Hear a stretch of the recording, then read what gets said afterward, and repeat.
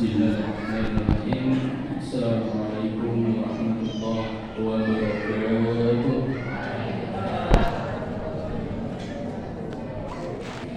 Alhamdulillah nahmaduhu wa nasta'inuhu wa na'udzu billahi min shururi anfusina wa min sayyiati a'malina. Man yahdihillahu fala mudilla lahu wa man yudlil fala hadiya lahu. Asyhadu an la ilaha illallah wa asyhadu anna Muhammadan abduhu wa rasuluh la nabiyya ba'da amma ba'd. Subhanaka la ilma lana illa ma 'allamtana innaka antal alimul hakim. Rabbi ishrah li sadri wa yassir li amri wahlul 'uqdatam min lisani yafqahu qawli. Amma ba'd. Puji syukur kita ucapkan kepada Allah Subhanahu wa Ta'ala, yang mana pada kesempatan hari ini Allah masih memberikan kita kesempatan apa itu? Kesempatan iman. Bahkan Allah masih memberikan kita kesempatan untuk taat kepadanya. Ini kesempatan yang langka. Banyak orang yang di luar sana Muslim, tetapi belum tentu bisa menghadiri panggilan Allah yang sangat mulia. Kemudian kesempatan apa lagi yang Allah berikan kepada kita? Allah masih memberikan kita kesehatan, bahkan kekuatan iman. Kita dapat mengangkatkan kaki, mengayunkan tangan ke masjid yang sama-sama kita cintai. Bu, kayaknya saya memang terlalu muda di sini. Kenapa seperti itu? Saya memang paling muda di antara bapak-bapak, bahkan di antara ibu-ibu. Ganteng lagi. Kenapa saya bisa bilang ganteng? Bapak saya ganteng. Tapi ini semua nikmatnya Allah. Ada yang lebih ganteng daripada saya, Nabi. Siapa yang ganteng? Nabi siapa? Nabi Yusuf. Jadi ketika kita memuji diri kita jangan pernah mengucapkan kata syukur. Alhamdulillah Allah telah memberikan sebuah karunia kepada kita. Selawat beraneka salam tidak perlu kita ucapkan kepada junjungan kita Nabi besar Muhammad sallallahu alaihi wasallam dengan lafaz yang suci, Allahumma salli ala sayyidina Muhammad wa ala ali sayyidina Muhammad. Yang terhormat, di sini banyak yang lebih tinggi ilmunya, namun saya duduk di atas ini bukan untuk ada niat sedikit pun mengajari atau mengajarkan, tetapi saya ingin memberikan sedikit ilmu apa yang akan saya sampaikan nanti. Yang terhormat pengurus masjid, ketua RT, bahkan juga ada ketua kepala desa yang mana sudah dapat hadir bersama kita. Kemudian para alim ulama, cerdik pandai, kemudian bapak-bapak, cik dan puan yang tak bisa saya sebut namanya satu persatu. Di sini kita selalu meminta kepada Allah. Minta itu hanya kepada Allah. Kenapa begitu? Kita meminta kepada manusia, belum tentu pada saat itu manusia mengabulkan. Benar gak itu? Ketika ibu datang ke rumah Bu Haja meminta, apakah meminta sekali mungkin dikasih, yang kedua mungkin dikasih, yang ketiga mungkin Bu Haja tadi masih mikir. Tetapi kita meminta kepada Allah, maka yakinlah Allah akan mengabulkan apa yang kita minta. Mungkin Allah mengabulkan bukan dari langsung kita minta, Allah langsung kabulkan. Mungkin Allah akan menunggu beberapa saat, mungkin kita akan menunggu beberapa saat, Allah baru memberikan apa yang kita minta. Di sini sebelum kita memasuki bulan Ramadan, kita selalu meminta doa kepada Allah, yang mana selesai sholat selalu kita bacakan, Allahumma barik lana fi Rajab wa Sya'ban wa ballighna Ramadan. Saat ini apa? kita sudah melewati bulan Rajab, bahkan kita sudah masuk yang namanya bulan Sya'ban. Seharusnya kita bersyukur. Saat ini banyak orang di luar sana yang sudah Allah panggil. Kemarin baru terakhir saya mengikuti takziah. Jadi disitulah seharusnya ketika kita masih diberikan kesempatan oleh Allah, kita gunakan sebaik-baiknya. Sekarang kita masuk pada bulan Sya'ban. 4 hari lagi kita akan memasuki yang namanya bulan Ramadan. Ikhwatal iman, bahkan Allah pernah berfirman di surat Ibrahim, la in syakartum la azidannakum wa la in kafartum inna adzabi lasyadid. Barang siapa bersyukur atas nikmat kata Allah, maka akan tambah nikmatnya. Barang siapa yang kufur atas nikmat kata Allah, ingat, inna adzabi lasyadid, bahwa sesungguhnya azabku sangatlah pedih. Bu, kayaknya saya memang terlalu ganteng, jadi tak diperhatikan. Maaf, saya terlalu pede. Jadi kekuatan iman, ketika Allah sudah berfirman, la in syakartum la azidannakum wa la in kafartum inna 'adzabi lasyadid. Barang siapa yang bersyukur atas nikmatku kata Allah, maka akan aku tambah nikmatnya. Dan barang siapa yang kufur atas nikmatku kata Allah, inna 'adzabi lasyadid, bahwa sesungguhnya azabku sangatlah pedih. Jadi ketika kita bersyukur atas apa yang Allah berikan terhadap kita, maka Allah akan tambah nikmatnya. Ketika kita kufur dengan apa yang Allah berikan, maka kita diazab di neraka. Di dunia saja sudah susah, masa di neraka mau disiksa? Lebih baik dengan apa yang Allah berikan kita bersyukur. Semoga Allah selalu menambahkan, selalu memberikan keberkahan. Allah memberikan suatu rezeki bukan dari modal uang saja, tapi Allah juga memberikan sehatnya badan. Allah masih memberikan sehatnya pikiran, akal, iman. Kita selalu mendengarkan lantunan azan, hati kita masih digerakkan untuk melangkahkan kaki, mengayunkan tangan ke masjid yang sama-sama kita cintai. Ikhwatal iman, ada sebuah cerita. Di sini ada seorang pejabat, dia menggunakan helikopter. Di sini dia senang punya helikopter. Tetapi ketika dia sudah mempunyai helikopter tadi, dia merasa juga kesusahan.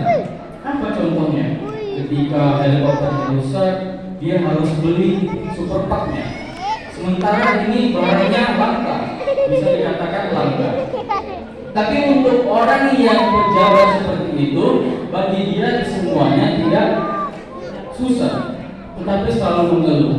Tetapi pas ketika dia berangkat kerja, ingin melihat suatu masyarakat atau penduduk setempat, beliau pun melihat ke bawah. Betapa bersyukurnya hidup aku hari ini, aku tidak terkena macet. Sedangkan orang yang di bawah sana yang menggunakan mobil itu saja terkena macet. Lalu ketika itu orang yang punya mobil pun masih saja kurang bersyukur. Ketika itu, aduh, ini bagaimana mau nyampe ke tempat kerja? Ini aja udah jam 7, tak terlambat. Ini saja bisa dikatakan tidak bersyukur atas apa yang Allah berikan. Tetapi ketika dia melihat orang yang menaiki motor, dia merenungkan diri, alhamdulillah, syukur Allah berikan aku mobil, aku tidak terkena hujan, aku tidak terkena panas saat ingin berangkat kerja. Tetapi orang yang menaiki motor itu pasti terkena panas dan hujan. Kemudian orang yang menaiki motor tadi pun dia kurang bersyukur juga. Apa sih sebabnya orang yang kurang bersyukur ini? Lalu orang yang menaiki motor tadi ini pun melihat pejalan kaki. Ya Allah, masih syukur ya Allah, Engkau berikan hamba kendaraan. Jadi ketika hamba kemana-mana tidak capek ya Allah. Ketika itu orang yang berjalan kaki pun merasa lelah juga dengan kehidupannya. Dia capek, dia jalan ke sini capek, dia pergi ke warung malas, disuruhnya anaknya. Tapi ketika dia melihat orang yang duduk di kursi roda, dia bersyukur. Alhamdulillah ya Allah, Engkau berikan hamba kaki yang masih kuat. Dengan kaki yang kuat ini, hamba masih dapat melangkahkan kaki kemana yang hamba inginkan. Hamba masih bisa beraktivitas, hamba masih bisa bekerja. Tetapi orang yang duduk di kursi roda hanya bisa berdiam diri di rumah. Tetapi orang yang naik kursi roda pun masih saja bersyukur. Ini menjadi tanda tanya. Tapi ketika dia jalan, ya Allah, mana sih rasanya punya kaki ini? Mau kemana-mana aja susah, mau ke sana aja harus minta tolong dorongin. Tapi ketika dia melihat tetangga di samping rumahnya yang sudah dilengkapi dengan kain kafan, baru dari situ dia bersyukur. Alhamdulillah ya Allah, dengan saat ini Engkau masih memberikan hamba begitu berlimpahnya umur dengan keberkahan. Maafkan hamba ini yang kufur atas nikmatnya. Itulah sebuah kata syukur yang harus kita terapkan dalam diri kita. Ikhwatal iman, setelah nantinya masuk pada bulan suci Ramadan, perbanyaklah berdoa. Khususnya ketika kita ingin berbuka puasa, itu bagus doanya, atau bisa dikatakan itu doa yang mustajab. Jadi untuk para ibu, kalau bisa selesaikan semua pekerjaan dapur itu, sisakan waktu 10 menit untuk berbuka. Jadi gunakan waktu 10 menit sebelum berbuka itu untuk kita berdoa kepada Allah. Bahwasanya itu adalah waktu yang mustajab untuk mengabulkan doa kita. Perbanyak doa, perbanyak berbuat kebaikan. Bahkan dari Jabir radhiyallahu anhu, Nabi sallallahu alaihi wasallam ketika itu menaiki mimbar dari anak tangga yang pertama, kemudian naik ke anak tangga yang kedua, kemudian naik ke anak tangga yang ketiga. Beliau mengucapkan amin. Ketika itu para sahabat bertanya, "Ya Rasulullah, kami tadi mendengarkan engkau membaca amin setiap kali engkau menaiki anak tangga, sebanyak 3 kali. Apakah yang engkau aminkan ya Rasulullah?" Ketika itu beliau langsung menjawab, "Pas aku menaiki tangga pertama, Jibril mendatangi dan berkata, celakalah orang yang ketika masuk bulan Ramadan, ketika itu dia masih memiliki dosa."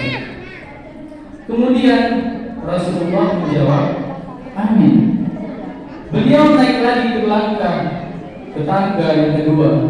Ketika itu Jibril berkata, "Ya Rasulullah, celakalah orang yang tidak meminta maaf, anak yang tidak meminta maaf kepada orang tuanya, dan istri yang tidak meminta maaf kepada suaminya, dan kita yang tidak minta maaf atau saling memaafkan."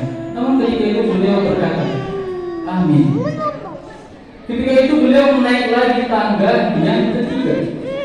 Ketika itu Jibril berkata, "Ya Rasulullah, celakalah orang yang tidak berselawat kepadamu ketika disebutkan namamu di hadapanmu." Ketika itu Nabi Muhammad berkata, "Amin." Ikhwatal iman, jadi sebelum masuknya bulan Ramadan ada hak-hak yang harus kita lakukan agar nantinya ketika kita melaksanakan bulan yang penuh agung, bulan yang suci, bulan yang penuh keberkahan dengan nikmat, kita jalani dengan nikmat tanpa ada kesia-siaan. Apa? kita lakukan yang tiga tadi. Karena ini Rasulullah Shallallahu Alaihi Wasallam sendiri yang menginginkan. Jadi ketika siapapun itu yang mengucapkan nama Nabi Muhammad Shallallahu Alaihi Wasallam, diwajibkan untuk berpuasa, diwajibkan untuk berselawat kepadanya. Bahkan Allah dan para malaikat pun berselawat. Inna Allah wa malaikatahu yusalluna 'alan nabi ya ayyuhalladzina amanu sallu 'alaihi wa sallimu taslima. Allah saja berselawat kepada Nabi, malaikat saja berselawat kepada Nabi. Ya, kita hamba sahayanya masa tidak mau berselawat kepada Nabi? Gampang kok. Allahumma sholli ala sayyidina Muhammad wa ala ali sayyidina Muhammad. Betapa agungnya kita mencintai Rasulullah. Rasulullah saja cinta kepada umatnya, masa kita tidak cinta kepada Rasulullah? Tahu tidak? Ketika Rasulullah ingin wafat, apa yang Rasulullah pikirkan terhadap umatnya? Ya, jangan sampai yang aku rasakan pada saat hari ini sakratul maut nanti dirasakan oleh umat-umatku.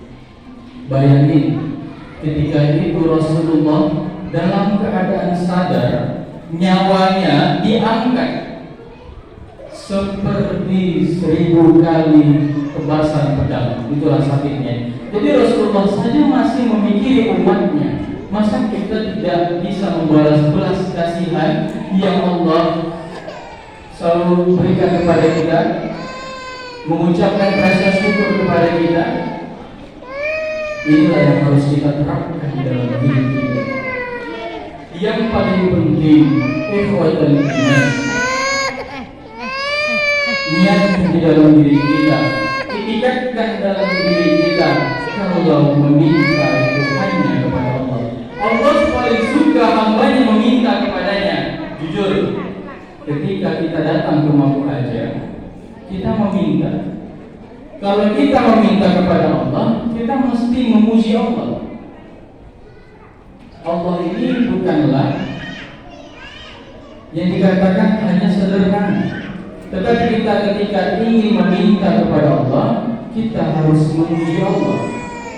Jangankan harus memuji Allah, ketika ibu-ibu meminta nih kepada Bu Haja, waduh, assalamualaikum Bu, ya, ini bunganya bagus ya, dipuji nih, terus masuk lagi, Ibu silakan masuk ke dalam